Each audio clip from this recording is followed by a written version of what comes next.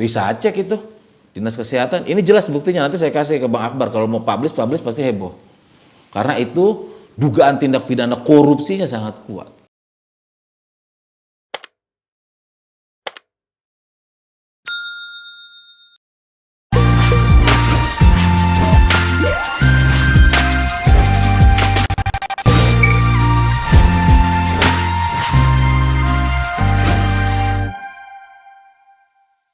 Dua tahun sudah kita berjibaku, bersatu, mengkonsolidasikan diri dalam berbagai wajah, dalam berbagai bentuk menghadapi pandemi ini. Beberapa fase kita mencatatkan prestasi. Setidaknya yang kita bisa catat bahwa semakin hari kita semakin siap untuk menghadapi ini. Memang harus seperti itu. Sebab kalau kita tidak belajar dari apa yang telah terjadi sebelumnya, maka menurut saya itu juga sebuah catatan yang tidak bagus. Setidaknya bagi pemerintah. Sebab legitimasi pemerintahan itu harus dijaga. Dan legitimasi itu bisa kita nilai dari bagaimana cara kerja pemerintah. Pemerintah itu ya dengan seluruh elemen-elemennya, mulai dari pemimpin puncak sampai pada para pembantu-pembantunya. Nah, pada saat yang bersamaan ternyata banyak yang muncul yang kemudian menimbulkan perdebatan. Tempo bahkan menjadikannya sebagai sebuah laporan utama yang kemudian heboh atau viral pada salah satu edisinya berjudul Bisnis atau Cuan dari PCR. Bagi kami di Nagara Institute dan di Akbar Faisal Unsensor, memperdebatkan sesuatu yang krusial seperti ini tidak ada salahnya, bahkan harus. Begitulah seharusnya sebuah bangsa yang merancang diri untuk menjadi kuat. Nah, dalam karena itu pula lah kita di sini membahas ini. Ini adalah episode kedua di mana kita berbicara tentang PCR ini. Dan kali ini saya mengajak kawan saya, seorang wartawan investigator, aktivis media sosial yang hari-hari ini dicari banyak orang. Agustinus Edi Kristanto. Ya. Mas? Ya, gimana? Makasih ya sudah hadir ya. Sama-sama, Mas. Anda luar biasa menulis dengan sangat tajam sekali. Saya undang Anda untuk membahas apa saja yang telah Anda tulis. Tetapi sebelum itu saya akan memaparkan hasil investigasi kami di sini menyangkut dengan apa sih sebenarnya yang terjadi. Pada episode yang pertama tentang PCR ini, kami mengajak majalah Tempo sebagai sumber utama dari perbincangan kami itu. Dan seperti yang saya katakan pada episode yang lalu itu bahwa mereka menemukan di hilirnya. Dan ya hari ini saya juga akan berbicara itu, kami akan berbicara itu juga, tetapi lebih pada hulunya. Bagaimana sebenarnya pemerintah menghadapi ini dan kemudian menerapkan berbagai perangkat-perangkat negara untuk membantu kita melewati pandemi ini. Kira-kira begitu, Bro? Siap. Ya. Baik, pemirsa, saya akan menjelaskan apa temuan kami di sini seperti yang saya janjikan pada episode yang lalu.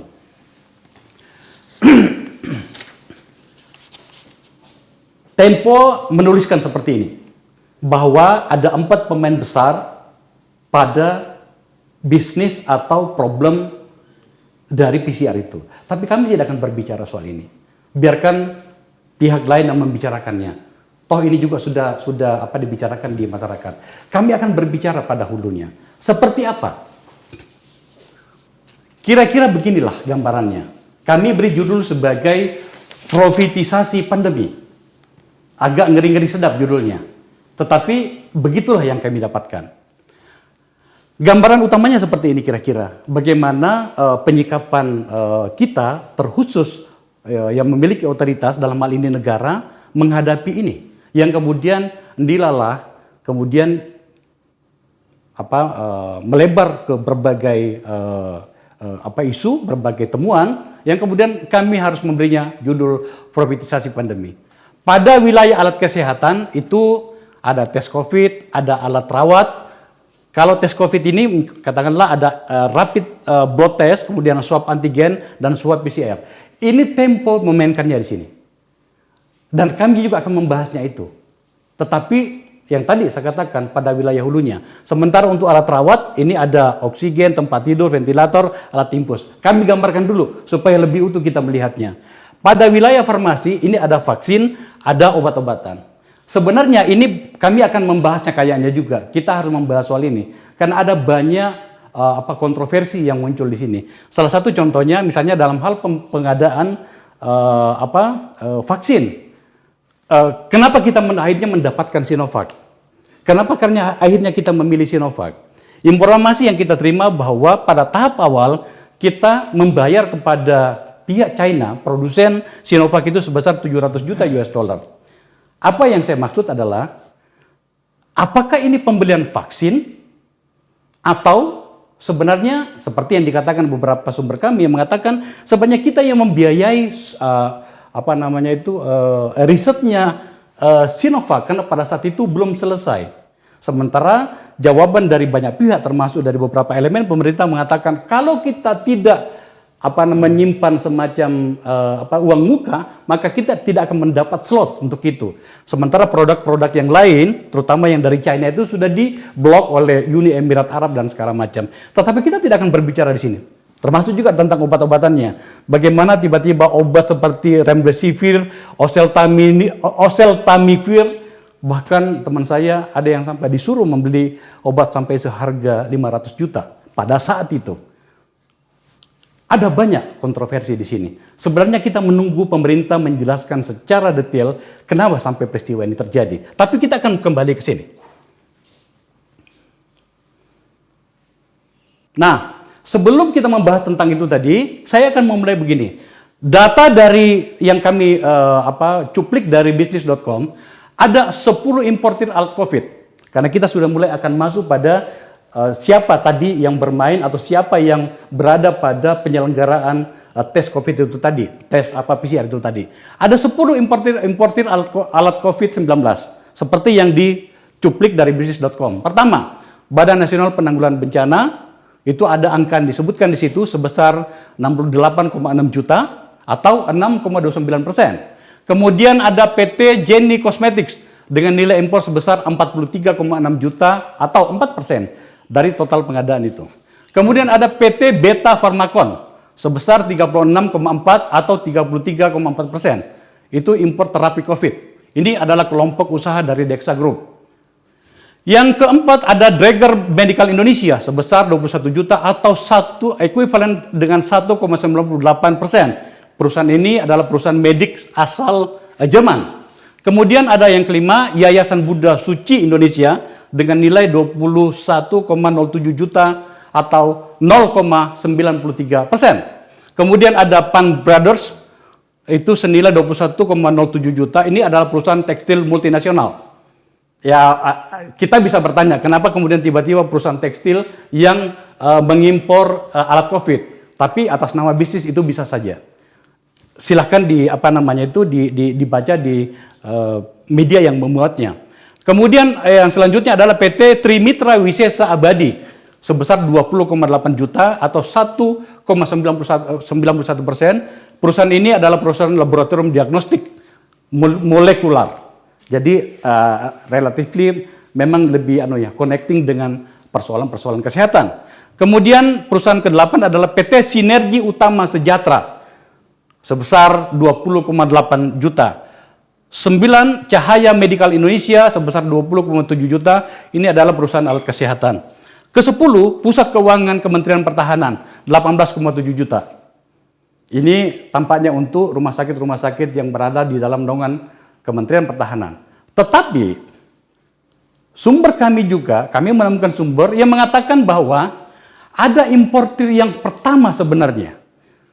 Kami belum bisa menyebut namanya secara lengkap karena kami belum bisa mengkonfirmasi langsung kepada perusahaan ini karena websitenya itu tidak bisa kami akses dengan selengkapnya untuk mencari tahu siapa saja mereka. Tapi inisialnya adalah SW. importir mesin PCR pertama dengan merek Bio-Rad. Informasi yang kami dapatkan bahwa perusahaan inilah yang paling pertama mengimpor alat-alat PCR itu. Dan kemudian itu dipakai oleh banyak rumah sakit daerah. Itu informasi yang kami dapatkan dan kami cuplik dari bisnis.com. Nah, bagaimana privatisasi pandemi itu terjadi? Terutama di tes COVID-19 ini. Nah, inilah cara kerjanya. Ini hasil pengembangan yang kami lakukan. Orang biasanya itu di penegak hukum atau di PPK itu menyebutnya audit forensiknya seperti inilah kira-kira. Jadi ada COVID, ya, pemerintah yang menjadi tanggung jawabnya. Nah, ada dua yang diselenggarakan oleh swasta atau diselenggarakan oleh institusi negara. Dalam hal ini yang kita bahas, yang kita ributkan hari ini adalah yang diselenggarakan oleh swasta seperti yang diangkat oleh Tempo. Ada dua cara kerjanya. Diselenggarakan sendiri atau ikut bersama dengan atau memasok pada pengadaan alkes pandemi tadi yang pemerintah itu tadi. Ya. Nah, apa masalahnya? Kalau diselenggarakan sendiri kan tidak ada masalah. Iya, tetapi sebenarnya ada problem di sini. Kenapa? Problemnya adalah karena ini berhubungan dengan regulasi yang mana mengatur masyarakat dalam hal penggunaan segala yang diadakan itu tadi.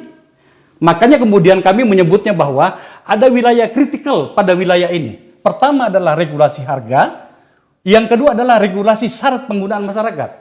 Nah, itu tadi yang berisikonya di sini. Oke, mereka mengadakan sendiri, tetapi kan kemudian ada yang mengaturnya soal bagaimana penggunaannya. Regulasi itu ditetapkan oleh pemerintah. Oke? Nah, kemudian ketika pada wilayah swasta tadi untuk memasuk pengadaan alkes ini, ada wilayah krusial juga di situ bernama harga pengadaannya dan kemudian proses pengadaannya seperti apa. Ini wilayah-wilayah yang sangat berisiko.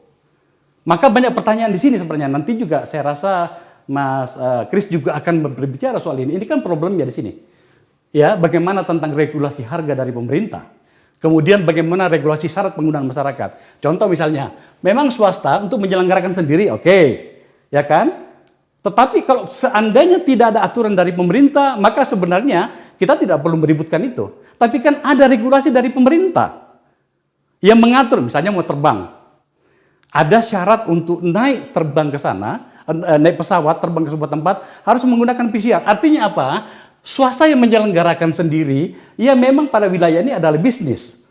Tetapi kemudian ada tata aturan yang kemudian ada semacam unsur keharusan. Kalau kita tidak mau menyebutnya unsur paksaan kepada orang untuk menggunakannya. Nah, disinilah sebenarnya wilayah yang kritikalnya.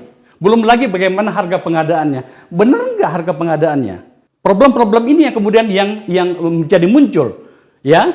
Nah, ini adalah bagan-bagannya mengatakan bahwa kalau pengadaan alkes pandemi itu digunakan oleh pemerintah daerah dan pemerintah pusat menggunakan APBN.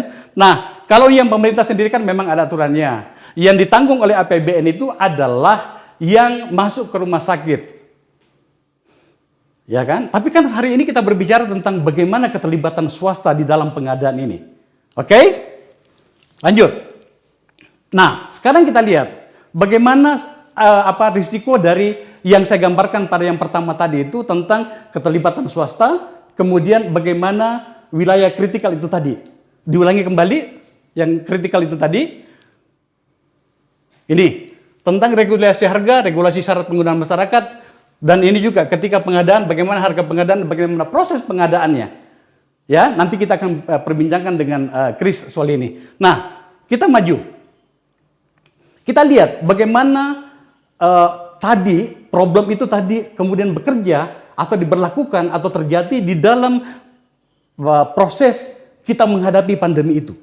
Oke? Kita lihat. Pandemi mulai mulai terasa, mulai masuk ke kita dan mulai dirasakan itu pada awal-awal tahun 2020, awal 2020, ya. Dan kemudian yang paling tinggi itu ketika mulai ada yang kita kenal dengan PCR itu mulai pada bulan April. Ya, harganya pada saat itu 2,5 sampai 3 juta. Pada saat itu di dalam back memori saya pada masa ini itu bisa wajar sajalah. Kenapa? Karena pada saat itu memang sangat terbatas pilihannya. Sangat terbatas pilihannya. Meskipun sebenarnya ini bukanlah sesuatu yang terlalu rumit sebenarnya. Kenapa? Karena dunia punya pengalaman. Apa itu? Pada saat yang namanya flu burung. Ada banyak teknologi yang sudah berkembang di luar sana. Contoh, di Amerika pada saat itu sebenarnya sudah ada 64 perusahaan yang telah menyiapkan diri secara teknologi untuk bagaimana mengetes atau teknologi bagaimana untuk memahami tentang seseorang apakah terinfeksi atau tidak. Meskipun pada saat itu baru ada dua perusahaan di Amerika yang mendapatkan persetujuan dari FDA. Pertama itu adalah perusahaan bernama Expert Express. Yang kedua adalah ID No COVID. Itu adalah dua perusahaan yang sudah mendapatkan izin dari FDA Amerika. Tapi sebenarnya sudah ada 64 perusahaan di Amerika pada saat itu. Jadi tinggal waktu saja. Yang ingin saya katakan adalah sebenarnya yang namanya untuk teknologi ini pada saat itu bukan lagi sesuatu yang rumit-rumit amat. Karena seperti yang saya katakan tadi pada bagian awal, kita sudah pernah atau dunia pernah menghadapi yang namanya flu burung. Dan itulah kemudian mereka mengembangkannya. Oke, kita kembali ke sini. Ini kurva harga, ini kurva waktu. Oke, nah kita lihat. Pada April, itu pada saat itu harga di pasaran adalah 3 juta. Ya, 3 juta. Ya wajar, namanya barang susah. Namanya kalau barang susah itu bisa harga berapa saja. Kita pahami, tadi sudah saya jelaskan. Nah, dalam perjalanannya kemudian kita melakukan konsolidasi, sudah mulai menemukan bentuk. Kemudian pemerintah menunjukkan diri dengan sebuah surat edaran. Ini menyangkut dengan harga PCR ya. Surat edaran Dirjen Pelayanan Kesehatan nomor HK0202-1-3713-2020 tentang batas tarif tertinggi pemeriksaan PCR. Harga 900.000. Harga 900.000. Ya. Nah, sebelum saya lanjut ke sini, Anda pasti masih ingat. Pada 1-2 bulan sebelumnya, harga itu 1,5 juta. Ya. Dan pada saat itu tidak ada reaksi dari pemerintah menyangkut itu. Karena ini sudah melewati ini langsung pada bulan Oktober. Pada bulan Oktober 2020. Oke. Kemudian turun pada bulan Agustus 2021 keluar lagi surat edaran tentang batas tarif tertinggi pemeriksaan PCR. Harga sudah turun menjadi 450.000. Oke? Kita ingat sekarang Oktober 2021 semakin turun. Apa problem di sini sebenarnya? Kami melakukan investigasi sebenarnya bahwa pada bulan Agustus tahun 2020 sebenarnya harga sudah bisa kita tetapkan 500.000 sampai 600.000. Pada saat itu harga di masyarakat itu 1,5 juta, Pak Kris. Pada saat itu. Saya mendapatkan sumber, sebenarnya ya Pak ya, pada masa ini sebenarnya ada satu pihak yang menawarkan kepada pemerintah bahwa sudah ada sebuah produk teknologi dari Korea yang menawarkan bahwa harga PCR pada saat itu sudah bisa seharga 500-600 ribu. Ini nih produknya nih. Di Amerika itu dia menggunakan brand Rose. Ya, udah benar ya penyebutannya itu Rose itu ya. Kira-kira begitulah tulisannya. Ya, tetapi ini adalah produk Korea. Nah, kenapa kemudian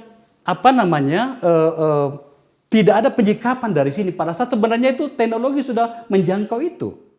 Kita sudah punya beberapa tawaran di mana kemudian harga bahkan pada bulan Agustus tahun 2020 itu harga yang bisa ditetapkan kepada masyarakat 560 atau 600.000 pada saat harga pada saat itu 1,5 juta. Justru pada bulan Oktober tahun 2020, harga yang ditetapkan oleh surat edaran Dirjen Pelayanan Kesehatan ini adalah 900.000. Hitungannya seperti apa? Di mana sebenarnya lorong gelapnya tentang harga ini? Kita tampilkan. Nih, ini pada komponen harga bulan Agustus 2020 ya. Kami melakukan audit forensik ya, Mbak Kris ya. Ini komponen swab PCR-nya. Jadi harganya itu antara 275 sampai 350.000 untuk PCR regen testnya. Kemudian komponen harga laboran Rp2.000, dokter umum 800, dokter patologi 800 perak, administrasi 250 perak, kemudian overhead kantor 100 perak, pengambilan sampel 1.700. Maka sebenarnya harga maksimal pada bulan Agustus tahun 2020 sebenarnya adalah angka Rp356.000. Sekali lagi saya ingatkan, harga pada saat itu adalah 1.500.000. Sebuah jarak rentang harga yang sangat tinggi sekali. Dan pada saat itu warga, kita sebagai masyarakat, terutama pengguna angkutan yang diharuskan oleh pemerintah atas nama aturan itu tadi, itu tidak punya pilihan kecuali membayarkan itu. Yang saya mau katakan adalah pada saat itu, pemerintah tidak memproteksi rakyat dengan harga yang tinggi banget. Oke? Ini adalah asesmen harga pada Agustus. Oke, lanjut. Jadi kira-kira, nah Rp356.000 tadi itu, kalau dimasukkan capital expenditure-nya untuk mesin itu, rata-rata yang digunakan di Indonesia itu adalah yang kelas medium untuk mesinnya, Mas. Itu kira-kira seharga 15.000. Kalau kemudian kursnya 14.500, maka sebenarnya harga yang mesin PCR medium itu hanya 217.500. Ini cukup untuk beberapa 400-an tes untuk menjadi pertimbangan untuk dimasukkan dalam biaya. Pada saat itu harga range dari pemerintah itu 500 sampai 1,2 miliar. Jadi wajar kalau kemudian harga tinggi karena kan range harga yang resmi dari pemerintah seharga ini. Padahal sebenarnya pilihannya ada ini. Ini ada 3 harga nih. Yang simple, ada yang biasanya kecil alat itu disimpan di rumah kalau kita datang, terutama di rumah pejabat, dicolok, dimasukin 20-30 menit itu sudah bisa ketahuan. Tetapi rata-rata yang dipakai di Indonesia itu adalah yang kelompok medium, yang 15.000 US dollar. Ini yang besar ini 90.000 US dollar. Nah, jadi kalau dimasukkan seluruh harganya itu, maka sebenarnya harga adalah ini tadi. Jadi regen bisnis ini 275 ini harga seharusnya nih ya. Ini pada Agustus ini dengan hitungan 500.000 atau 600.000 itu, ini hitungan seharusnya dari catatan kami di sini. 275, biaya lain 6.500, kemudian harga 281.000. Katakanlah kita masukkan komponen profit keuntungan 40% sebelum ditetapkan PPN-nya yang 10%. Kemudian setelah itu, setelah ditambahkan profitnya 40%. Ini rata-rata aja, Mas.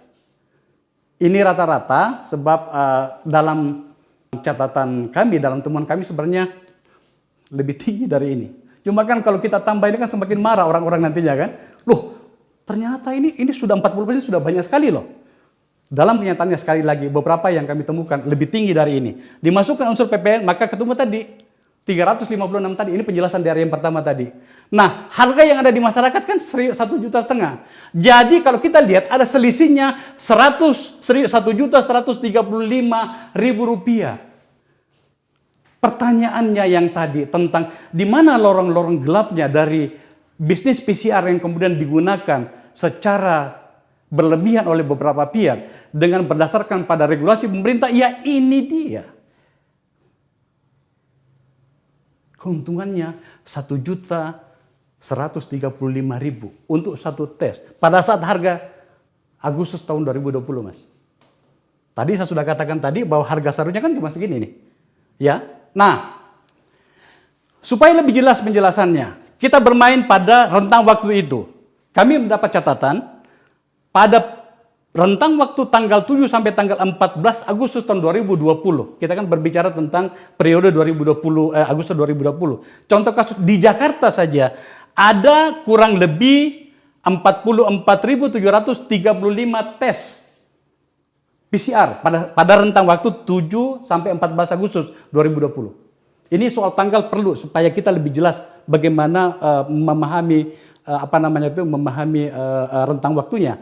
Di Jakarta saja ada 44.735. Dikali selisih harga tadi ini yang kemudian menjadi tanggungan dari masyarakat, maka ada keuntungan. Saya ulangi lagi, ada keuntungan yang dinikmati oleh mereka-mereka yang berbisnis PCR itu sebesar 50,774 miliar 774 225 rupiah 365 per minggu. Per minggu. Supaya dampak psikologisnya menjadi lebih besar, coba kita bayangkan. Sudah kira-kira berapa minggu pada harga 1.500.000 ini? Ada beberapa bulan. Dan itu hanya untuk wilayah Jakarta. Hari ini, kalau tidak salah, tes PCR itu sudah sekitar 27 juta ya, kalau nggak salah ya. Sudah 27 juta tes. Katakanlah yang dilakukan oleh pemerintah 3 atau 4 juta, karena itu yang masuk ke rumah sakit dan ditanggung oleh negara. Maka Anda bisa membayangkan, udahlah jangan rumit-rumit lah, 20 juta tes saja. Ya memang tidak semuanya, karena ini kan sudah pergerakan harga pada periode waktu itu sampai hari ini. Tapi kita bisa membayangkan, pada area inilah kira-kira keuntungan yang dinikmati. Lanjut. Nah, sekarang kita masuk pada Oktober 2020, ketika pemerintah menetapkan harga 900.000. Tadi itu adalah sebelum pada Agustus 2020. Waktu itu tidak ada surat edaran dari pemerintah. Pokoknya harga yang ada di masyarakat adalah 1,5 juta. Sekarang ini ada surat edaran Dirjen Pelayanan Kesehatan. Pada Oktober 2020 harga adalah 900. Harga tertinggi 2.200. Nah, kita lihat sebenarnya berapa sih harga PCR yang seharusnya pada masa ini? Ini adalah harganya kalau kita hitung seperti ini. Basic reagentnya kan 250.000. Kemudian biaya lainnya 6.550, jadi menjadi 256. Kita masukkan lagi profit. Ini yang paling kecil dari apa yang kami dapatkan, tapi tidak apa-apa. Kita tetap konsisten pada 40% profit. Jadi profitnya adalah 102.620. Ditambah PPN 10%, 25.655. Maka sebenarnya ketika pemerintah menetapkan harga di masyarakat untuk tes PCR 900.000, sebenarnya ini adalah harga yang seharusnya. Harga yang seharusnya. Artinya apa? Ada selisih harga sebesar 515.175. Tadi 1 juta lebih. Sekarang menjadi 515. Memang menurun keuntungannya, kita gunakan kata keuntungan, tetapi kan volume menjadi membesar. Yang awalnya tadi seperti yang saya gambarkan tadi pada wilayah Jakarta saja, periode tanggal 7 sampai tanggal 14 Agustus tahun 2020 itu 44.000. Pada saat itu keuntungannya 1 jutaan lebih. Nah, ini cuma 515.000, tetapi kan volume yang membesar. Dan ini pun sudah berlebihan. Lanjut. Nah, jadi kemudian ini ternyata selisih harga tadi ini, yang 515 ini, ternyata itu hanya selisih harga dari penjualan ini. Karena ternyata ini belum dimasukkan profit ini tadi. Jadi dia 2 kali mendapatkan keuntungan. Yang pertama selisih harga tadi yang 900 dengan memasukkan harga seharusnya. Ini kemudian kalau ditambah dengan ini berarti kan sebenarnya keuntungannya mereka itu adalah 643.450 rupiah. Besar sekali. Kalau 1 juta tes berarti Pak Kris berapa ya? Berarti kan 600 miliar kan? 600 miliar lebih. Angka sangat besar. Sementara sekarang ini kan tesnya sudah puluhan juta. Oke, lanjut. Nah, hari ini berkembang pula informasi soal ada yang mencoba melebarkan soal siapa pemain-pemainnya. Kenapa yang digebukin itu adalah 4 perusahaan yang disebutkan oleh Tempo itu. Sekarang muncul lagi informasi tentang ini pemain-pemainnya. Ya kan? Ada yang kelihatannya yang mencoba membelokkan. Kami tahu informasinya, tapi tidak perlu kami sebutkan. Saya ingin mengatakan bahwa betapa gagapnya kita semuanya Iya kan? Dalam hal ini termasuk pemerintah untuk memberikan sebuah jawaban yang cukup bagi kita tentang bagaimana kebingungan masyarakat menyangkut ini. Justru yang muncul adalah problem-problem baru yang kadang-kadang juga saya tidak tahu apakah ini relevan untuk atau tidak. Ini dibuka. Ya, kenapa katakanlah pertanyaannya begini, kenapa hanya 4 perusahaan itu yang diungkap? Kenapa bukan perusahaan-perusahaan ini yang memiliki jumlah cabang banyak? Kami di sini mengatakan sebenarnya atas nama bisnis ini tidak terlalu biasa saja sih sebenarnya. Siapa yang punya modal bisa membuka cabang banyak, silakan saja. Ya. Ini adalah hilir saja. Tetapi yang seperti yang saya sebutkan tadi bahwa kami di sini membuka tentang hulunya. Apa itu tentang bagaimana fasilitas-fasilitas bernama aturan-aturan negara itu dibikin untuk memudahkan atau memberikan ruang bermain bagi para pihak. Ini adalah satu hal, tetapi kan ini hilir saja. Ini contoh misalnya suap aja dengan dompet duafa. Kami melakukan investigasi, kami menemukan bahwa 2 perusahaan ini yang paling banyak mendapatkan atau melakukan tes di Lion Air Group. Lion Air termasuk di Batik Air. Kami mencoba mencari tahu, setiap hari sekarang ini, itu sekitar ada kurang lebih 500 penerbangan di 2 maskapai ini. Jadi kalau penumpangnya menggunakan 737 IR atau 737 generasi terakhirnya Boeing itu penumpangnya 160. Katakanlah 80%. Katakan 80% yang terisi meskipun dalam kenyataannya penuh. Ya. Itu berarti berapa banyak informasi yang saya dapatkan dalam satu hari Lion Group itu sekarang ini dalam kondisi hari ini itu menerbangkan 170.000 penumpang.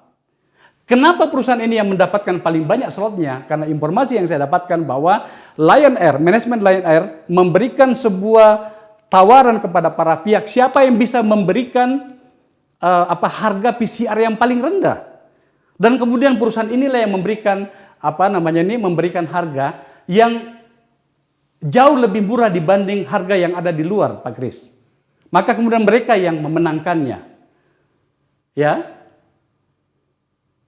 Kenapa sampai Lion Air mengambil cara seperti itu? Yang menurut saya adalah sebuah terobosan. Karena sebab yang paling menderita dari situasi ini, terutama penerapan berbagai surat edaran itu, peraturan pemerintah tentang PCR itu, yang paling menderita adalah penerbangan. Karena itulah yang utama sekali di situ. Itulah disitulah bisnis PCR ini yang paling banyak. Nah itu jawaban tadi tentang kenapa cuma 4 perusahaan tadi yang disebutkan oleh Tempo itu yang disebutkan. Kenapa tidak dimunculkan ini? Ada jawabannya, sebab ini adalah hilir. Oke, kita lanjut. Ini adalah contoh surat edaran dari Kementerian Kesehatan Republik Indonesia, Direktorat Jenderal Pelayanan Kesehatan menyangkut tentang batas tarif tertinggi pemeriksaan PCR. Ini untuk edaran bulan Agustus 2021. Ini contohnya kami tampilkan. Oke, lanjut. Nah, kita masuk pada bagian yang paling krusial. Lah terus apa masalahnya kalau demikian adanya? Tidakkah bisnis adalah bisnis? Oh iya, monggo silakan saja. Tetapi ternyata kita tetap harus membicarakan tentang posisi negara dan rakyat pada wilayah itu. Undang-undang apa yang dilanggar? Kami memunculkan di sini Undang-Undang Republik Indonesia Nomor 30 Tahun 2014 tentang administrasi pemerintahan. Contoh, Pasal 1 Angka 15 Undang-Undang Nomor 15 tentang Badan Pemeriksa Keuangan. Kerugian negara garis miring daerah adalah kekurangan uang, surat berharga, dan barang yang nyata dan pasti jumlahnya sebagai akibat perbuatan melawan hukum, baik sengaja maupun lalai. Terus yang kedua, Pasal 1 ayat angka 22 Undang-Undang Nomor 1 Tahun 2004 tentang perbendaharaan negara. Bunyinya adalah kerugian negara dan daerah adalah kekurangan uang, surat berharga, dan barang yang nyata dan pasti jumlahnya sebagai akibat perbuatan melawan hukum, baik sengaja maupun lalai. Oke? Kemudian penjelasan pasal 32 ayat 1 Undang-Undang nomor 31 tahun 99 tentang pemberantasan tindak pidana korupsi. Yang bunyinya begini, yang dimaksud dengan secara nyata telah ada kerugian keuangan negara adalah kerugian yang sudah dapat dihitung jumlahnya berdasarkan hasil temuan instansi yang berwenang atau akuntan publik yang ditunjuk. Tahan sampai di situ. Nah, sekarang tentang Cipta Kerja. Pasal 1 angka 14. Ini sudah bicara tentang konflik kepentingan. Bunyinya begini, konflik kepentingan adalah kondisi pejabat pemerintahan yang memiliki kepentingan pribadi untuk menguntungkan diri sendiri dan atau orang lain dalam penggunaan wewenang sehingga dapat mempengaruhi netralitas dan kualitas keputusan dan atau tindakan yang dibuat dan atau dilakukannya. Pasal 43 ayat 1 mengatakan konflik kepentingan sebagaimana dimaksud dalam pasal 42 terjadi apabila di dalam menetapkan dan atau melakukan keputusan dan atau tindakan di latar belakangi A. Adanya kepentingan pribadi dan atau bisnis. B. Hubungan dengan kerabat dan keluarga. C. Hubungan dengan wakil pihak yang terlibat. D. Hubungan dengan pihak yang bekerja dan mendapatkan gaji dari pihak yang terlibat. Sampai di sini kita bertanya sebenarnya, apakah negara telah bertindak dan berpihak kepada masyarakat, kepada rakyat dalam hal menghadapi pandemi khususnya tentang tes PCR yang ribut hari ini dengan seluruh kebijakan yang telah dilakukan? Banyak pihak dan kami menemukan di sini bahwa ada banyak tindakan pemerintah yang dilakukan oleh orang-orang yang mendapat mandat dari negara untuk menetapkan sebuah standar pelayanan dan tindakan yang terukur ternyata tidak seperti yang diharapkan. Lanjut. Maka kemudian, kenapa kami harus menampilkan tentang konflik of interest? Sebab sebenarnya inilah perdebatan kita hari ini. Sebab di ujungnya, ada hal yang harus dipastikan oleh negara ini tentang siapa yang dirugikan. Dalam pemahaman kami di sini, keuangan negara adalah keuangan yang berasal dari fasilitas-fasilitas yang dibuat oleh negara, termasuk aturan-aturan itu. Yang kita bahas tadi itu adalah aturan-aturan. Bagaimana tentang PCR itu sendiri. Di situ bridging-nya, apakah ada konflik of interest di situ? Dan kemudian siapa yang dirugikan? Tadi yang ingin saya jelaskan, itu adalah bagian dari hubungan itu. Pak Agus, apa tanggapan Anda? Jadi begini, Bang.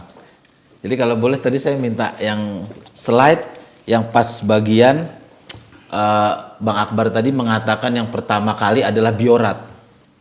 Importir mesin PCR pertama dengan merek Biorat ya. Saya coba cermati ada beberapa PT-nya di situ.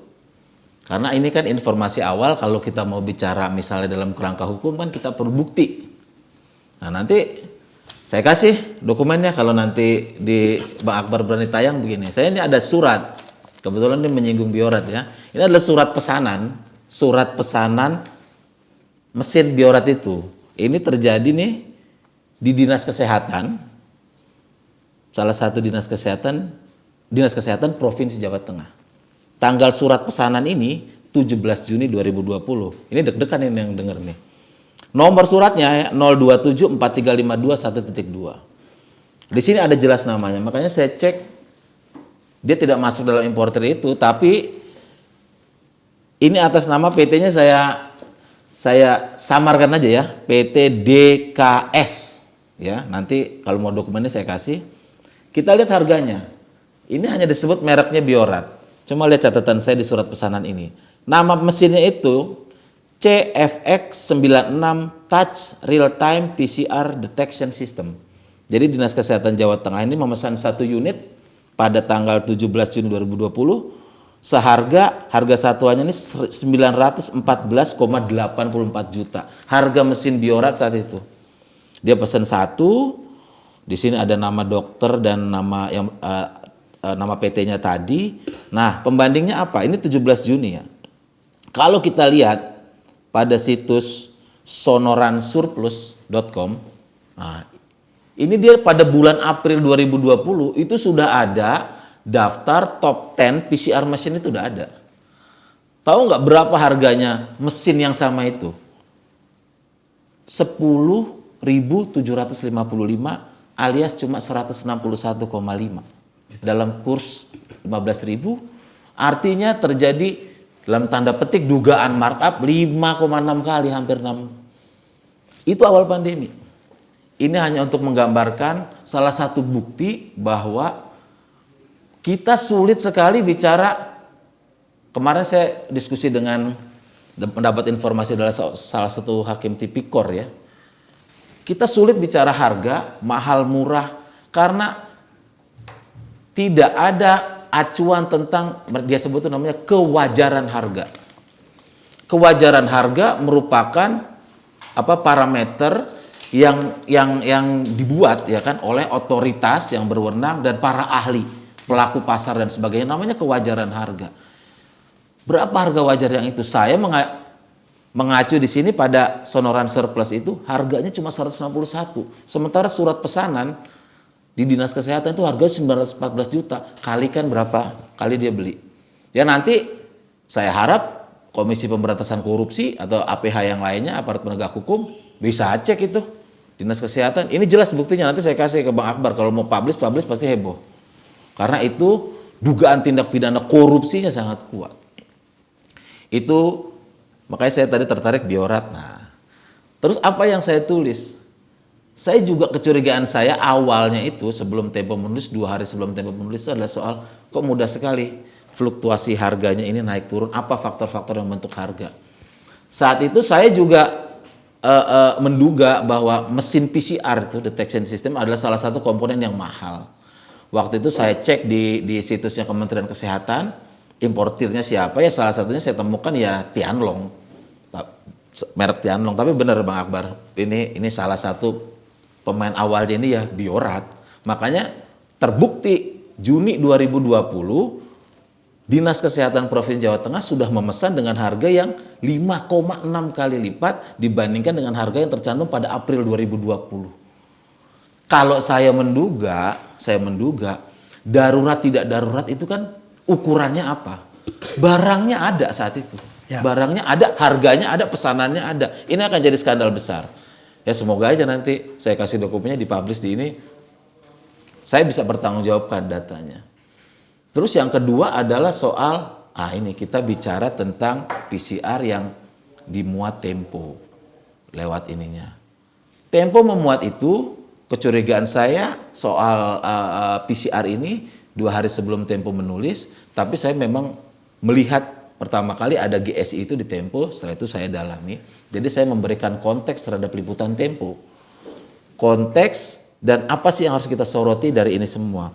Kenapa saya perlu memberikan konteks? Karena setidaknya 2 tahun terakhir itu, saya bercerita banyak di media sosial, terutama di akun Facebook saya tentang cerita besar yang namanya oligarki. Oligarki adalah suatu bentuk pemerintahan yang dikendalikan oleh sekelompok orang saja. Kira-kira seperti itu. Aristoteles bilang ini bentuk pemerintahan yang buruk, ya kan, karena dia menciptakan jurang ketidakadilan dan sebagainya dan sebagainya. Cerita saya tentang itu. Makanya saya memberikan konteks pada liputan Tempo itu. Saya bilang itu betul, sama saya Bang Auri. Itu kan hilirnya, tapi lihat pola dan aktornya. Lihat pola dan aktornya. Kalau Anda scroll tulisan saya sebelumnya, akan terlihat pola dan aktor yang sama pada sejumlah kasus. Kasus Gojek Telkomsel, kasus PT Rekin dan PAU di PT Pupuk Indonesia, Undang-Undang Cipta Kerja terutama tentang perpanjangan izin batu bara, dan sebagainya dan sebagainya. Lihat pola dan aktornya. Gitu. Mulai tuh ketika saya ngomong pola dan aktornya, mungkin kelihatannya sudah ada antisipasi ya. Mulailah isu-isu perintilan itu dimunculkan sampai hari ini. Yang bikin saya kecewa adalah counternya itu dilakukan oleh ya anak-anak milenial yang tidak bicara substansi.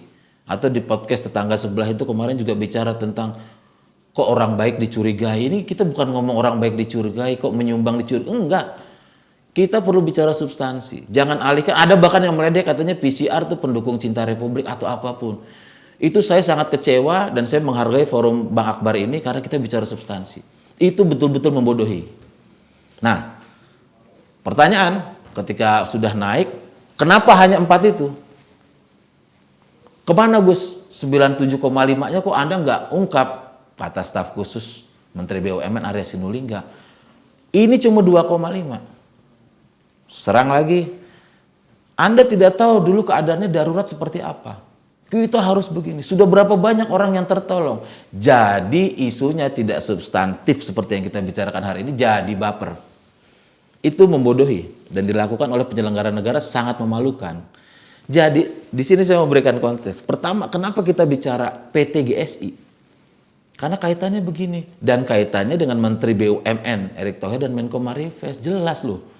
Ada Perpres namanya Perpres 82 tahun 2020 tentang Komite Penanganan COVID-19 dan Pemulihan Ekonomi Nasional. Wakil ketua duanya namanya adalah LBP. Ketua pelaksananya adalah Erick Thohir. 2 orang itu. Komite itu terdiri dari 3 bagian. 1 namanya Komite Kebijakan, 2 namanya Satgas Covid, 3 namanya Satgas Pen. Tugasnya ketua pelaksana adalah mengintegrasikan seluruh fungsi itu. Seluruh kebijakan. Komite Kebijakan sangat strategis. Dasar hukumnya adalah Perpres. Itulah saya jawab kenapa saya tidak membicarakan Pak Enggar, Jack Budiman, Erwin Aksa. Enggak, konteksnya lihat ini terang-terangan itu bukti. Membuktikan bahwa baik Menteri BUMN maupun Menko Marifest ini bukan hanya dia sebagai penyelenggara negara. Tapi dia penyelenggara negara yang dalam jabatannya berwenang untuk mengintegrasikan kebijakan tentang tadi COVID, PEN. Bahkan Menko Marifest secara spesifik dia adalah koordinator PPKM. Itu pertama. Yang kedua adalah kenapa mereka berhubungan dengan GSI. Mereka patahkan dengan, kalau pihaknya Menteri BUMN bilang itu kan yayasan. Kalau pihaknya LBP bilang lah duitnya ada di anak perusahaan.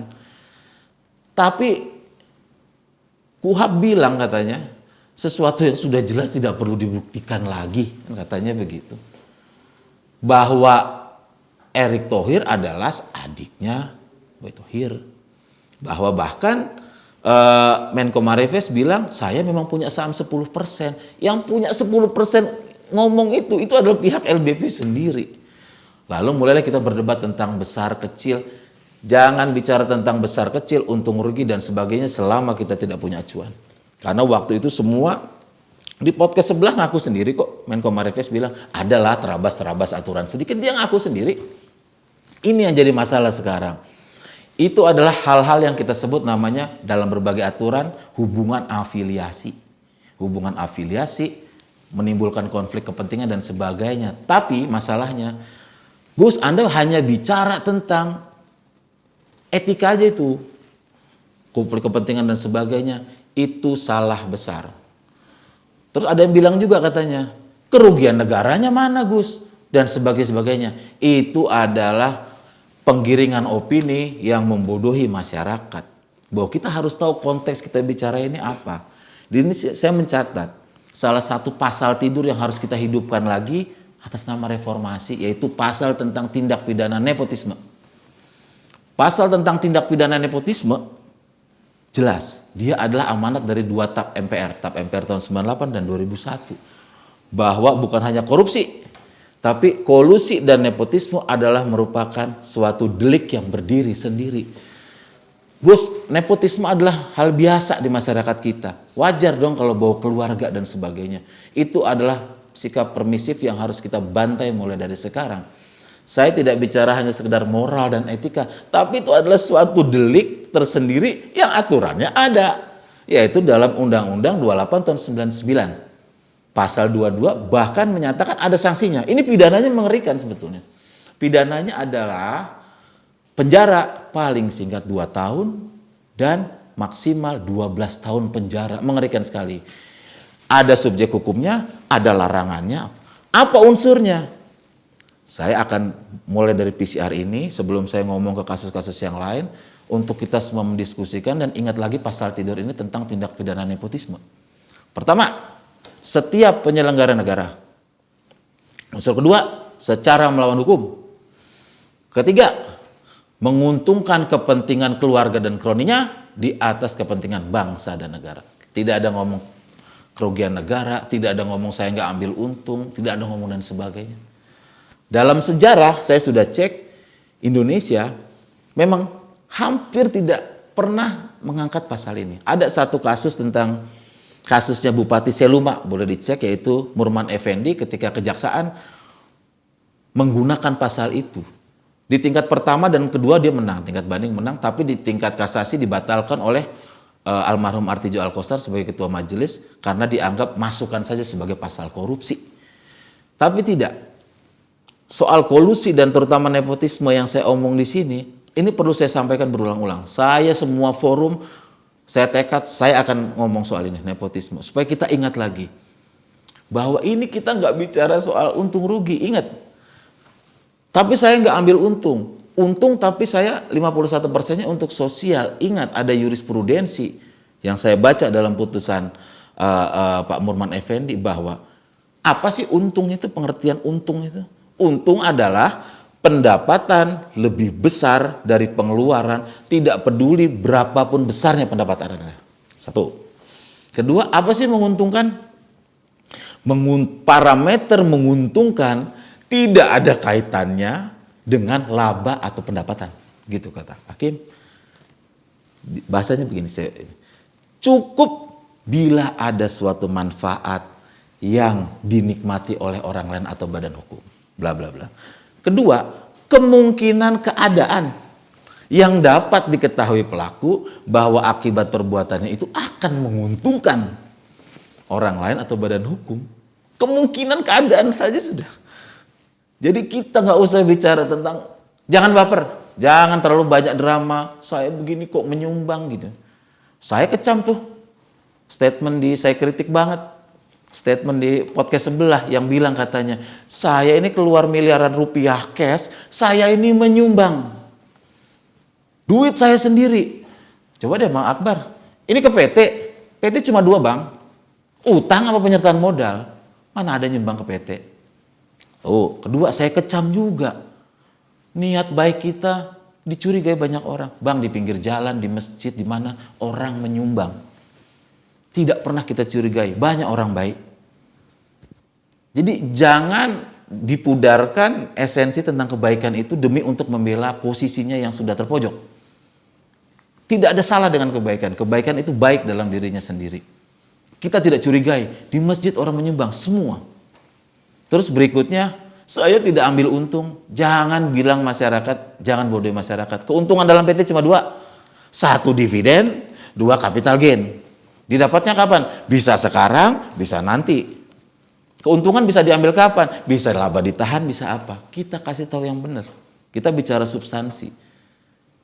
Yang berikutnya, juga tidak ada hubungannya. Mana mungkin mereka makan duit PCR. Mereka orang super kaya. Mereka nggak makan di situ, itu menyakitkan. Itu bias ketidakadilannya sangat nyata. Itu menyebabkan orang berpikir hanya yang kaya yang menyumbang. Padahal ada pendapat yang juga bahwa orang yang menyumbang dari kekurangan dia, seluruh nafkahnya, itu adalah yang mulia juga di mata Tuhan. Baik. Itu tidak bisa membantah bahwa Anda sebagai penyelenggara negara dan salah. Lanjut, saya minta itu di ini lagi. Terus apa yang harus kita lakukan? Jadi saya kesampingkan kita bicara tentang kerugian negara karena unsurnya tidak bicara itu. Saya kesampingkan tentang bicara baper-baperan. Saya mau langsung fokus pada perbuatannya.